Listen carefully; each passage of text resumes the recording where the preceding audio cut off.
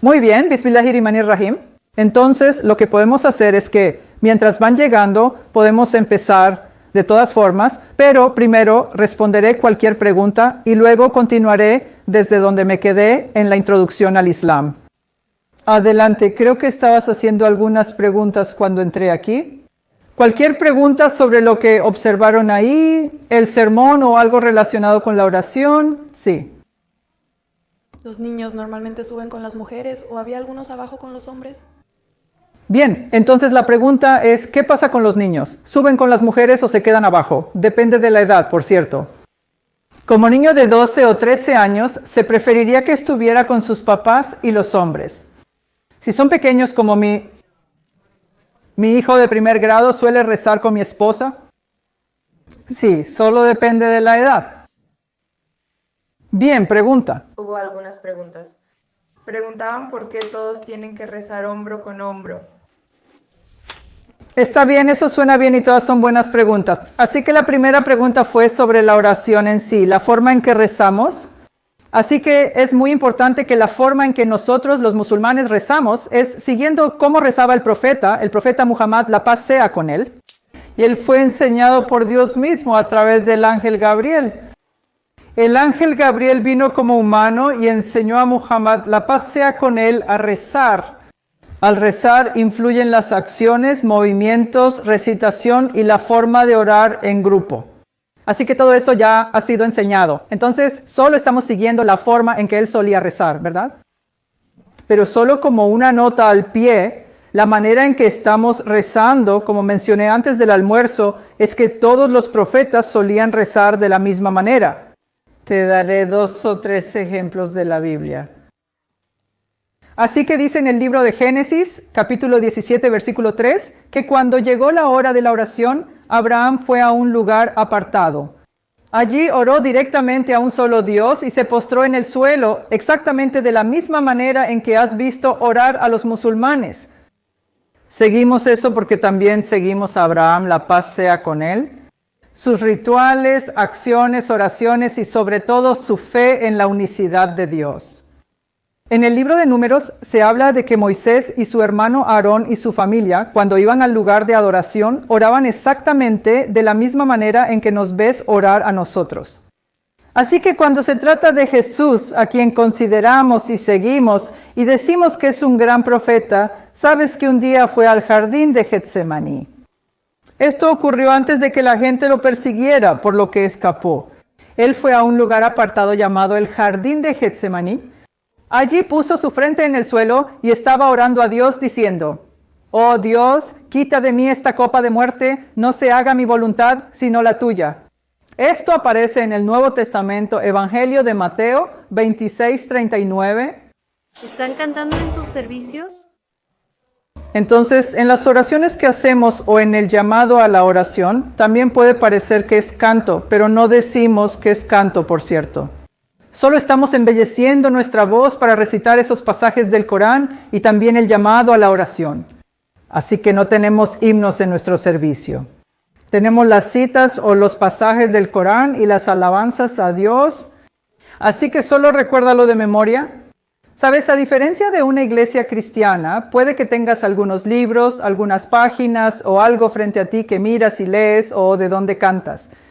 A cada musulmán se le pide memorizar ciertos pasajes del Corán. Así que te sorprenderá saber que todo el Corán se ha transmitido desde la época de Muhammad, la paz sea con él, hasta nuestro tiempo en la memoria de los seres humanos. Él memorizó todo el Corán, me refiero a Muhammad, la paz sea con él, y sus seguidores también lo hicieron. No es un libro pequeño, sino grande, de cientos de páginas y más de 6,000 pasajes. Ese proceso de memorización viene desde entonces hasta hoy. Sorprendentemente, más de 10 millones de personas han memorizado todo el Corán actualmente en el mundo. Así que incluso mi hijo de primer grado, por cierto, ha memorizado cerca de 20 capítulos del Corán en árabe. Él puede pararse aquí y empezar a recitar, y yo puedo sostener el libro aquí solo para ver si está cometiendo algún error o si está fingiendo. No, él memorizó todo, me refiero a los 20 capítulos, por cierto, ¿verdad? Así que de esa manera el Corán, hay una profecía en el Corán de que va a ser protegido. Dios hizo la profecía, capítulo 15, versículo número 9, de que es el mensaje de Dios y Él lo va a proteger. Decimos que esto es un milagro, así está protegido. ¿Y qué hay de la pregunta sobre los conversos? Así que el Islam es una fe en la que cualquiera, por su propia elección, puede convertirse al Islam. Es muy importante. El Corán dice que la conversión no debe ser forzada. Si alguien obliga a otro, no es conversión. Esto se menciona en el capítulo 2, versículo 256. Afirma que la fe no se impone y cada persona elige. Así que en esta mezquita, casi cada semana, cada mes, hay muchas conversiones. La gente llama y dice, ¿sabes? He leído sobre el Islam y tengo preguntas. ¿Puedo venir y sentarme con el imán, con el erudito, y hacemos que vengan aquí? Tenemos pequeñas sesiones como estas. Tras las sesiones, la mayoría decide por sí misma que la unicidad de Dios les resuena. La guía integral del Corán resuena con nosotros. El concepto de modestia de la mujer resuena con nosotros. Ahora queremos convertirnos. Así que aproximadamente el 24% de los musulmanes en Estados Unidos son conversos al Islam. En Estados Unidos, el Islam crece más rápido. De acuerdo con CNN, Fox, el Chicago Tribune y otros medios, es la fe de mayor crecimiento. Lo cual es paradójico, por cierto, ¿verdad? A pesar de la cantidad de conceptos erróneos que tiene la gente, aún así, las personas se están convirtiendo después de saber qué es el Islam. Aún más sorprendente es que la conversión es de 60% mujeres y 40% hombres. Brevemente, sobre el profeta Muhammad, la paz sea con él. Él nació en la ciudad de la Meca en el año 570. Cuando nació y creció, él solo era una persona común. Hasta la edad de 40 años fue cuando el ángel Gabriel fue enviado por Dios. Y fue entonces cuando fue designado como profeta. Pero antes de ese momento, él ya era una persona increíble, por cierto. Se le dio el título de la persona más honesta y más veraz. En árabe es As-Sadiq y Al-Amin. Toda Arabia lo reconocía como la persona más confiable, auténtica y honesta. Nunca mentía, engañaba y siempre cumplía sus promesas. ¿Sabes? Como hoy en día cuando los jóvenes, cuando tienen que presentarse entre ellos, pueden decir, ¿sabes? Me gusta el baloncesto o juego videojuegos, soy buena en Fortnite y cosas así, ¿verdad? En esos días cuando solían presentarlo, decían, ella es la más honesta entre nosotros y la más veraz entre nosotros. Así que a la edad de 40 años, Dios comenzó a revelarle pasajes del Corán. El Corán fue revelado por Dios en unos 23 años. Así que Dios pudo haber dado todo el Corán de una sola vez, pero quiso que los musulmanes y el profeta conocieran el Corán, esos pasajes, que los procesaran, los practicaran y los compartieran. Así se vuelve más manejable. Desde el año 610 hasta 633, cuando falleció, los pasajes del Corán fueron llegando. A veces llegaban capítulos completos, a veces solo algunos versos. Así que él memorizó todo. Él ayudó a sus seguidores a memorizarlo y, por cierto, lo escribieron durante su vida en diferentes partes y fragmentos. Y así, desde ese tiempo hasta nuestro tiempo, tanto en la memoria como por escrito, el Corán nos ha sido transmitido. Respecto a los cumpleaños, desde el punto de vista teológico islámico, no se deben celebrar los cumpleaños del profeta Muhammad, la paz sea con él, de Jesús, la paz sea con él, de ningún profeta ni los propios, solo desde lo religioso. Como los musulmanes viven aquí, hay influencia cultural. Algunos musulmanes, por cuestiones culturales, pueden celebrar los cumpleaños. Queso de pavo y eso, ¿no? La gente va ahí, lo cual es algo que ves seguido. Así que sí, solo desde el punto de vista cultural no lo hacemos. Puede que lo veas en los medios, en India, Pakistán, Malasia. Algunos musulmanes lo hacen porque no todos practican el Islam y sus fundamentos. Hay muchas cosas que también tienen que ver con la influencia cultural según el lugar donde vives. Así que es importante para nosotras hacer una distinción entre las prácticas culturales y las enseñanzas puras del Islam, ¿sí?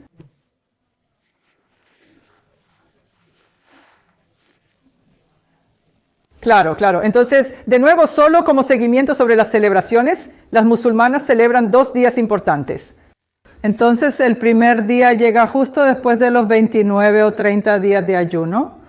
Así que el día siguiente al mes de ayuno es un día de celebración, solo para reconocer las maravillosas bendiciones que Dios nos ha dado en forma de comida, salud, familia y para toda la humanidad. Así que esa es una celebración. La segunda celebración también está alineada con nuestros amigos judíos y cristianos y tiene que ver con la persona de Abraham. La paz sea con él. Así que la historia de Abraham y su hijo sacrificado también se menciona en el Corán, por cierto. Así que ese día en el que eso sucedió, los musulmanes también lo reconocemos y lo celebramos y también recordamos cómo debemos sacrificarnos por Dios y por la humanidad para hacer de la humanidad, ya sabes, una mejor humanidad. Así que... ¿Por un tiburón? ¿Cómo resucitarían las personas si las come un tiburón? Así que una respuesta rápida y sencilla sería que si Dios pudo crear todo el universo de la nada, puede crearte a ti o a todos nosotros de la nada, aunque seamos comidos por un tiburón, quemados, ahogados en el mar o cremados. Si Dios pudo hacer una creación tan grande, traernos de la nada o de algo, ¿no sería nada para Dios? Por cierto, ¿es una pregunta inteligente? ¿Quién conoce los 5 pilares o buenas acciones? ¿Alguien? Sí, testificar verbalmente, creyendo en nuestro corazón y luego testificar que doy testimonio de que no hay otro Dios más que un solo Dios, Alá, y doy testimonio de que Muhammad es su mensajero. Así que ese es el primer y más importante pilar del Islam. Así que cuando una persona se convierte al Islam, no tenemos bautismo, no tenemos inmersión en la piscina. Por cierto, aquí no hay sótano. Oh, sí hay, pero no tenemos bautismo. Una persona tiene que recitar el testimonio de fe, entender el Islam y luego recitar el testimonio de fe para convertirse formalmente al Islam. Bien, todavía nos faltan 4 pilares, por cierto. Adivinen cuáles son. Sí, señor. Expliquen qué es el Hajj, ya que es una palabra extraña para ellos. Oh, lo siento. Es una especie de peregrinación a la Meca. Ahí está. De hecho, sí es una peregrinación. Una vez en la vida ustedes lo sabían, ¿no? Está bien. Así que levanten la mano la próxima vez. Así que una vez en la vida, un musulmán está obligado a ir a la Meca para la peregrinación. Entonces, de nuevo, como mencioné, en la Meca está la primera y la casa más antigua para adorar a un solo Dios, construida por 2 profetas, como mencioné, ¿verdad? ¿Quiénes fueron los 2 profetas? Abraham y su hijo mayor. Ismael. Sí, así que fui a mi Hajj, mi peregrinación, hace como 6 años. Por cierto, fue una experiencia increíble. Imagínate que todo Chicago, 3 millones de personas, se reúnen sin hablar el mismo idioma de diferentes razas, culturas y nacionalidades. Todos nosotros reuniéndonos, pero cuando llega la hora de la oración, todos saben cómo orar juntos. Por cierto, no hay un traductor allá arriba. Una vez que llega el llamado a la oración, todos se ponen hombro con hombro y oramos exactamente de la misma manera en que ustedes nos ven aquí. Así que ese es el segundo pilar. Faltan 3 más. ¿Sí? ¿Esta oración? Sí, oración. Así que rezar 5 veces al día es, digamos, el tercer pilar. Por cierto, ya viste la segunda oración del día, ¿verdad? Faltan 2 más. ¿Hay algo como dar caridad o algo así? Maravilloso, sí. Así que se supone que debemos compartir al menos el 2.5% de nuestros ahorros. Como una ofrenda. ¿Y entonces cuál es la diferencia entre la ofrenda general y el zakat? Está bien. Entonces hay 2 tipos de donación, ¿verdad? Una es obligatoria. Este 2.5% de los activos ahorrados es la donación obligatoria. No, más allá de la obligatoria, una persona puede donar cualquier cantidad. Así que creo que tenemos que 2 más por ver. No, solo falta un pilar más, ¿sí? ¿Es el ayuno uno de los pilares? Sí, entonces ayunar en Ramadán es el 5º, ¿cierto? Sí. Estas no son las únicas buenas acciones que un musulmán debe realizar. Hay más. Es una obligación para cada musulmán adquirir conocimiento. Y adquirir conocimiento no se detiene cuando eres de 2º año, ¿verdad? No puedes simplemente abandonar, ¿cierto? No, adquirir conocimiento es continuo, hasta que falleces, hasta que estás en la tumba. Así que desde la cuna hasta la tumba es adquirir conocimiento. Al adquirir conocimiento puedo notar y quizá tú también, la majestuosa y poderosa naturaleza de Dios. Bueno, un musulmán se supone que debe involucrarse en la sociedad, como mencionó el imam. No sé si ustedes lo captaron o no. Él mencionó que un musulmán se supone que debe ser parte de la sociedad en general para mejorarla. Sabes, Muhammad, la paz sea con él, fue el pacificador en la sociedad. Él fue el embajador, una fuerza positiva en la sociedad. Y se supone que cada musulmán debe emular eso. Y también se supone que debemos involucrarnos en la sociedad en general. Así que hay muchos pasajes en el Corán que hablan sobre cómo debemos promover el bien y prohibir el mal. Si hay algo bueno en la sociedad, debemos multiplicar esa bondad uniéndonos a ella. Si hay algún daño o mal en la sociedad, trabajamos con las personas de buen corazón para erradicar ese mal. Por último, Dios ha dado ciertas responsabilidades a un musulmán. Una responsabilidad que tenemos hacia Dios: conocerlo, adorarlo, seguir su guía. Tenemos la responsabilidad de conocer, amar y seguir a Muhammad, la paz sea con él, y a todos los profetas. Luego, una gran responsabilidad que los musulmanes tenemos hacia nuestros padres. El Corán lo enfatiza mucho. Muhammad, la paz sea con él, también lo enfatiza mucho. Una vez, una persona se acercó al profeta y le hizo esta pregunta: de todas las personas en el mundo, ¿a quién debo dirigir mi amor, mi bondad, mi compasión y mi lealtad? El profeta respondió: a tu madre. Y luego la persona preguntó: ¿está bien? ¿Y después quién? Y el profeta respondió: a tu madre. La tercera vez el profeta dijo: a tu madre. La cuarta: a tu padre. Eso es, si las mamás y los papás jugamos a las olimpiadas espirituales, las mamás ganan oro, plata y bronce. Y nosotros, los papás, solo llegamos a casa con el premio de participación, ¿cierto? Muhammad, la paz sea con él, dijo que el paraíso está bajo los pies de las madres. Significa obedecerlas, cuidarlas, respetarlas. Esa es una de las formas de ir al paraíso. En el Islam no hay asilos de ancianos, los padres viven en casa de sus hijos. Así de importante es el Islam respecto a los padres. Luego tenemos ciertas responsabilidades hacia nuestros vecinos. ¿Sabes uno de los dichos de Muhammad, la paz sea con él? Es que no eres un creyente completo si comes hasta llenarte mientras tus vecinos tienen hambre. Así que de esa manera el Islam tiene un sistema de creencias y un sistema de acciones que cubre todos los aspectos de la vida de una persona, una familia y sí, de la humanidad. En resumen, eso es el Islam. Así que tomemos tu pregunta. Bueno, su pregunta, ¿verdad? Sobre el hijab. Así que es muy importante cuando se trata del hijab. Hijab significa el velo, ¿verdad? El velo de la modestia. Como nuestra hermana lo está usando, la hermana de atrás, como tú lo llevas puesto. Es importante ese hijab, así que eso se llama hijab, por cierto. El hijab es un código de vestimenta. En cualquier lugar, incluso en el hospital, existe un código de vestimenta. Cuando mis hijos van a la escuela, hay código de vestimenta. En ciertos momentos de ciertos días se supone que deben usar calcetas de colores, en otros momentos, ya sabes, calcetas blancas. A veces es molesto, por cierto, podemos elegir en la mañana, pero ese es el código de vestimenta. Si vas a un restaurante, es sin camisa, sin zapatos, sin servicio, ¿correcto? Así que este es el código de vestimenta de modestia que Dios le ha dado a la humanidad. Importante. Así que se menciona en el Corán 2 veces diferentes, en 2 lugares diferentes, sobre el mandamiento de vestir con modestia. La modestia no es solo para mujeres, también es muy importante. La modestia también es para los hombres, para los chicos.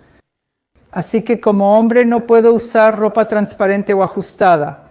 Como hombre no uso ropa del otro género, ni extravagante para no gastar mi dinero. Así que el concepto de modestia es tanto para las hermanas como para los hermanos. Para las hermanas más, para los hermanos un poco menos.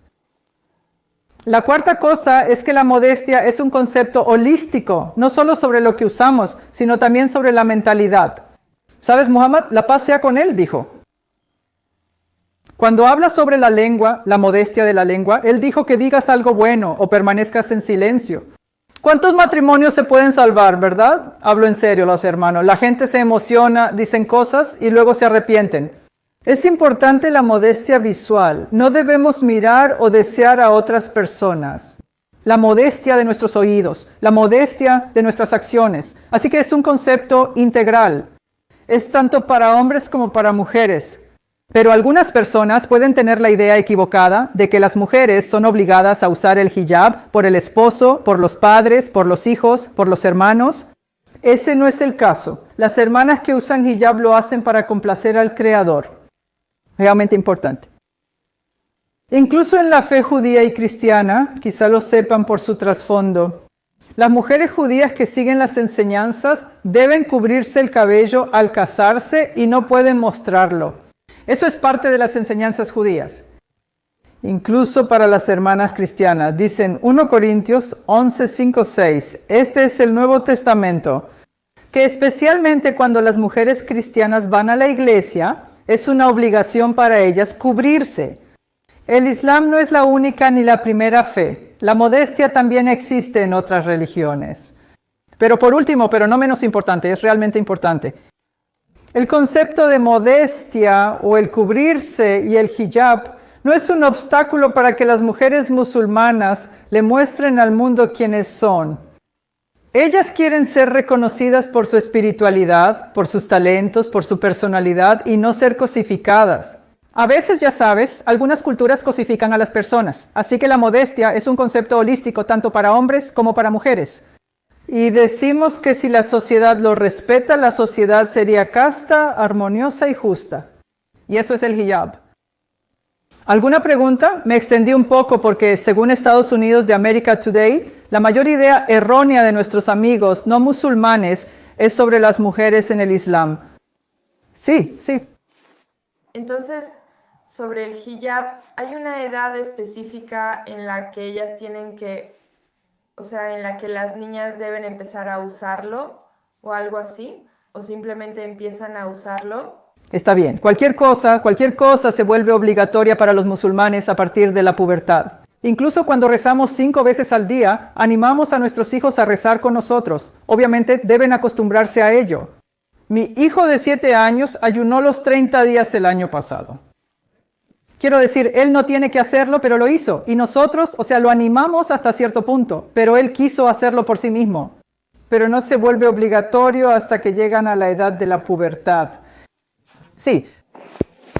Entonces, una vez de las 5 veces que rezas al día, como si estás en la escuela o así, bueno, primero tienes que hacerlo aquí, como cuando rezas, pero ¿tienes que venir aquí para rezar? Bien, entonces la pregunta es, ¿cómo manejamos la oración y el trabajo? O ir a la escuela, ¿verdad? Sí, el trabajo y la escuela. Por supuesto, cualquier persona puede orar en cualquier lugar. Por ejemplo, si estoy en el hospital trabajando, puedo tomarme 10 minutos en mi descanso o comida.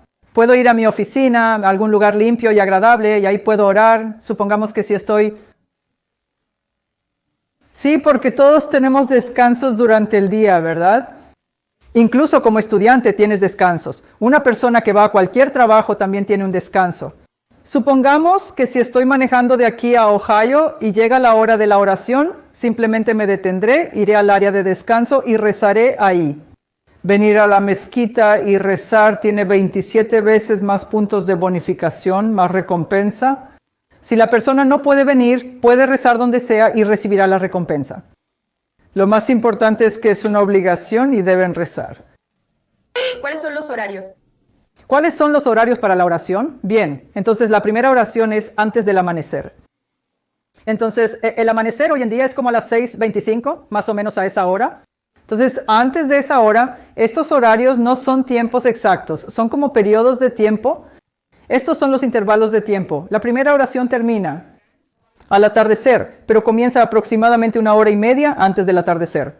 En ese tiempo puedo despertarme, ir a la mezquita y rezar. El segundo intervalo de tiempo es a primeras horas de la tarde, el que viste hoy. El tercero es a última hora de la tarde.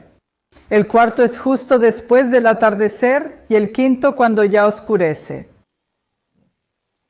Algunas personas pueden preguntar, ¿está bien? ¿Por qué tenemos que rezar 5 veces?